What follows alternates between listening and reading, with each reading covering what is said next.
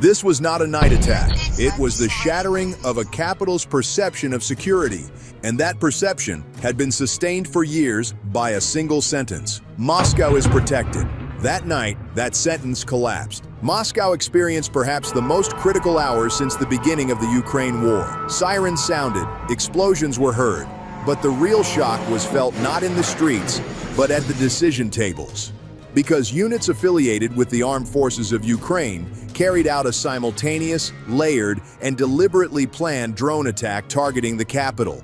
In terms of its scale and complexity, this operation is being assessed as the largest unmanned aerial attack ever conducted against Moscow to date. And what matters here is not the attack itself. What matters is what this attack exposed. When the Kremlin entered this war, it relied on a core assumption. The front would be in Ukraine, the risk would remain along the borderline, and the capital would stay safe behind thick layers of defense. That night, this assumption disintegrated because Ukraine demonstrated not only that Moscow is reachable, but that it is not defensible. This was not a classic hit-and-run attempt. It was not a handful of randomly launched drones. On the contrary, it was the field execution of a plan designed to probe Russia's air defense architecture from within, expose its vulnerabilities, and deliver a direct blow to the capital's sense of inviolability.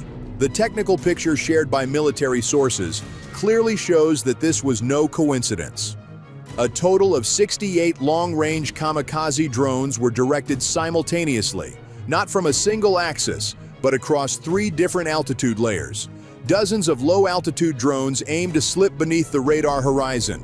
Mid-altitude elements strained the defenses. Those advancing at high altitude played a distracting role by occupying the systems. This structure created a saturation effect that locked the target prioritization algorithms of the Russian radar network. In other words, the defensive umbrella woven around Moscow faced multiple threats at the same time for the first time, and it failed this test. Systems such as the Pantsir S-1 and S-400 were powerful in theory. On paper, they were impressive. But in practice, they struggled to distinguish and engage targets arriving simultaneously at different altitudes.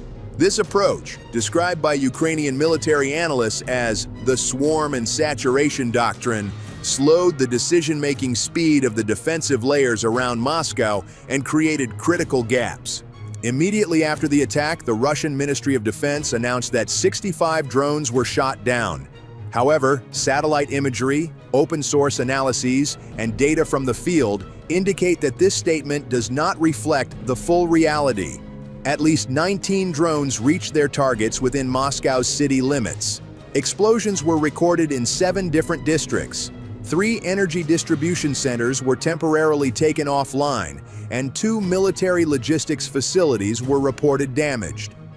Following the attack, serious disruptions in mobile communications were experienced for approximately 90 minutes. These figures alone draw a picture.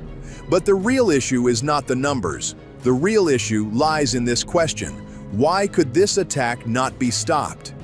At this point, the Ukrainian side made a striking choice. The Kyiv administration issued no direct statement about the attack. There was no declaration of victory, no propaganda language. However, information leaking from circles close to the Ukrainian General Staff reveals that the operation was the product of 6 weeks of intensive intelligence work.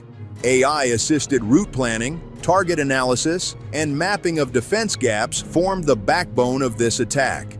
The objectives indicated by Ukrainian officials were clear: to destroy Moscow's perception of invulnerability, to expose the practical weaknesses of Russian air defense systems, and to create lasting psychological pressure on the Kremlin.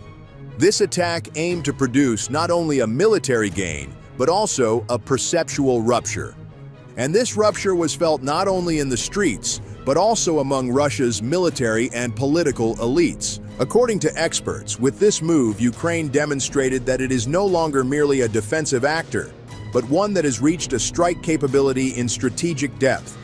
The fact that more than 60 drones were able to reach Moscow revealed that Russian air